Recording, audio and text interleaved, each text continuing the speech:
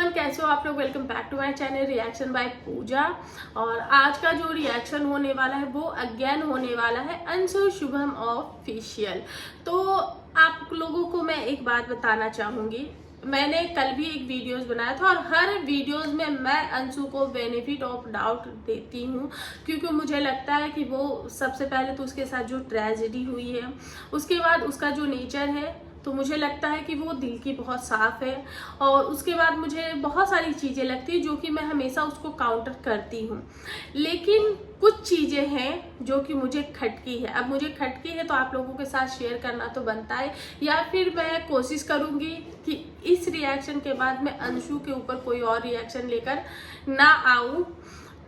क्यों नहीं लेकर आना चाहती हूँ वो भी मैं आप लोगों के साथ डेफिनेटली शेयर करूँगी। तो प्लीज़ वीडियो के साथ बने रहिए और पूरा रिएक्शन देखिएगा। उसके बाद जो भी होगा आप लोग अपना डिसीजन दीजिएगा, या फिर मैं जहाँ पे गलत हूँ वहाँ पे भी आप मुझे समझा सकते हो। और आप लोग मेरी बातों से एग्री करते हो या नहीं, प्लीज़ कमेंट करके ज़रूर बताना, क्योंकि आप लोग कमेंट्स नहीं करते हो।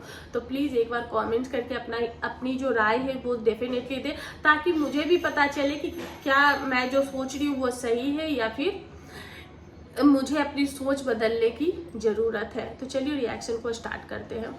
तो सबसे पहले हम बात कर लेते हैं कि देखो, गलती नादानी जो होती है वो अनजाने में होती है, लेकिन बार बार जो चीज़ें जानबूझ के की जाती है उसको हम क्या नाम दें।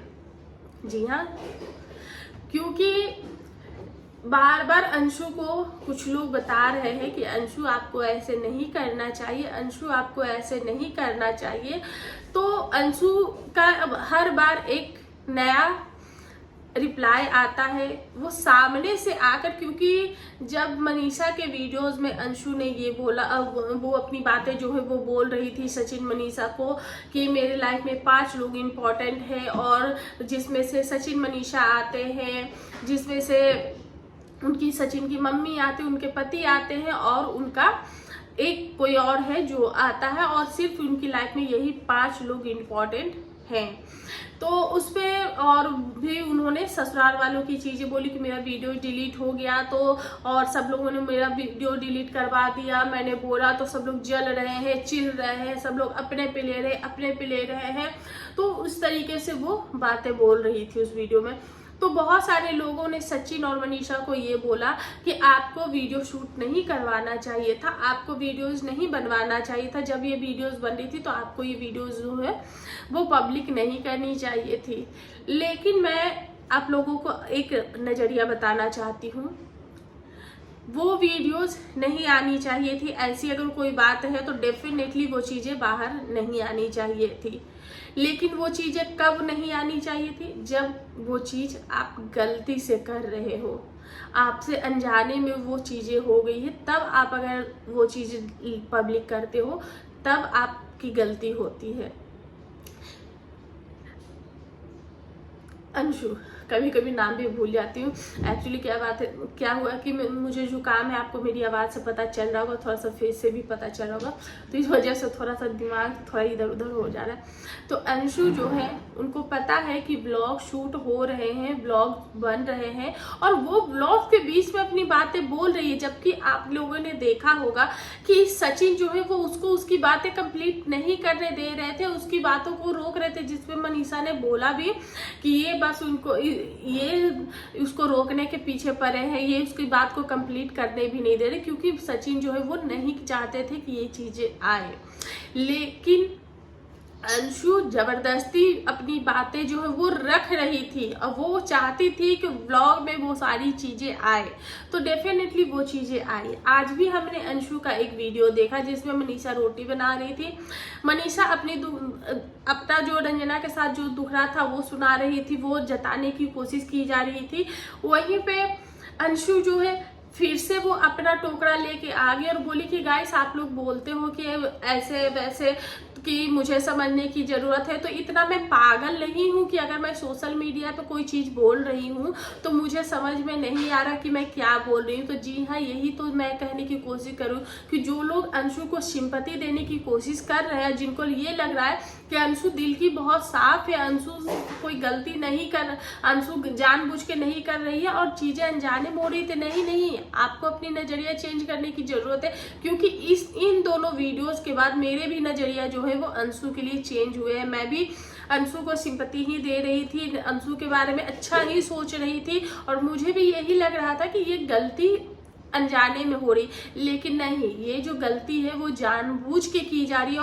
और अंशु ने बोला कि आपको क्या लगता है, आपको सिर्फ वही चीजें देखते हैं, मैं इतनी पागल नहीं हूँ कि मैं ये सारी बातें जो है वो मैं सोशल मीडिया पे बोल रही, मेरे अंदर भी बहुत सारी ऐसी चीजें होंगी जिसके कारण मैं ऐसे बोल रही हूँ, तो मेरा कोई नहीं है तो मैं यहाँ किसको बोलूंगी। तो मैं आप लोगों से अपनी जो दिल की बात है वो मैं आप लोगों को ही सुनाऊंगी, आप लोगों को ही बताऊंगी।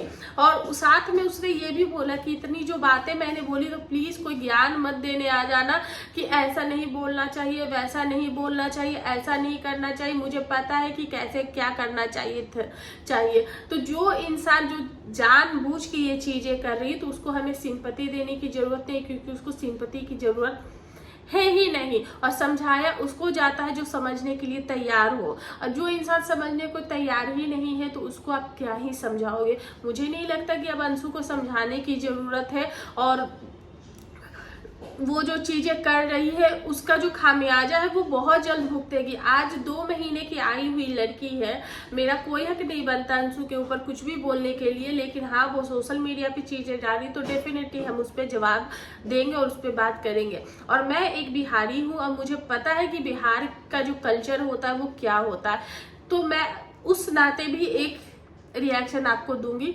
तो अभी अंशु की शादी को 2 महीने लगभग हुए हैं और 2 महीने में ये लड़की इतना फुदक रही है, इतना कुछ बोल रही, 2 महीने में ससुराल वालों की जो इज्जत है उसके 4 चांद लगा रहे हैं। सासू माँ को हर जगह एक्सपोज किया जा रहा है, अपने ससुराल वालों को हर जगह एक्सपोज किया जा रहा है।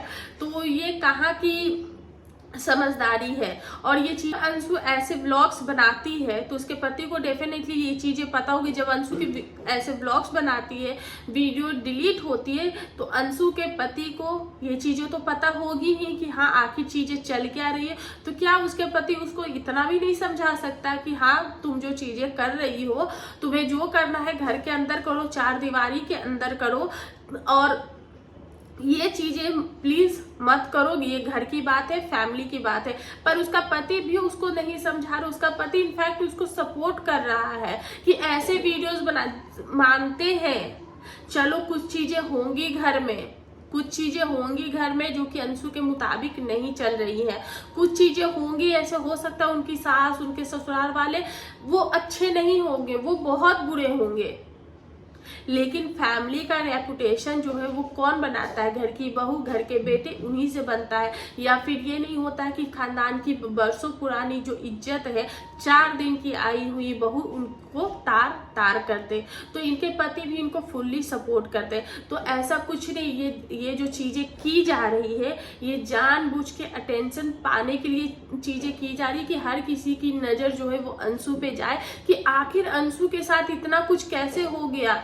अमित किट्टू के पॉडकास्ट में यही इन्होंने अपनी सारी सच्चाई बताई, तो उस पे कुछ लोगों का ये कहना था कि अमित जो है वो उनसे चीजें उगलवा रहे थे, उसको सारी चीजें फिर से याद दिला रहे थे। तो मुझे नहीं लगता कि इनकी मर्जी के खिलाफ सारी चीजें हुई होंगी। इन लोगों में पहले कोई भी पॉडकास्ट अगर होता है तो चीजें सबको पहले से ही पता होती है कि क्या क्या बातें बोलनी है और क्या क्या बातें नहीं बोलनी है।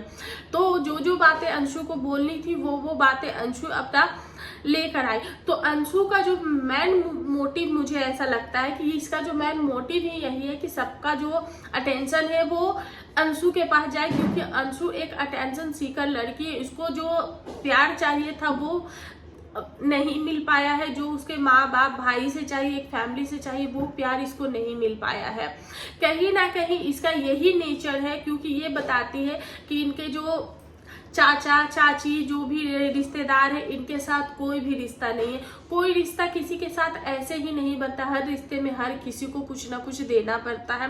और आपका जो ये नेचर है, जब आप 2 महीने में ससुराल वाले की इतनी धज्जियां उड़ा चुकी हैं, तो आप अपने जो चाचा चाची जो भी नाते रिश्तेदार होंगे, नाना नानी, चलो ना दादा घर के जो फैमिली जो आपने स्टोरी बताई है वो गलत हो सकते हैं। क्या आपके नाना नानी मामा मामी कोई भी आपके सपोर्ट में नहीं है? मौसी बुआ कोई भी आपके सपोर्ट में नहीं है? ऐसा कैसे किसी के साथ हो सकता है कि सिर्फ और सिर्फ पूरी फैमिली गलत, सब कोई गलत, सिर्फ एक आप ही अच्छी हो? तो ये सारी चीजें मुझे लगता है कि सिर्फ और सिर्फ इसका नेचर ही ऐसा है कि इसको सिर्फ अटेंशन सीख करना है। जो प्यार इसको अपने माँ बाप से नहीं मिल पाया था, जिस प्यार के लिए तरस रही थी, इसको लगता है कि हर कोई इसको हथेली पे लेकर घूमे।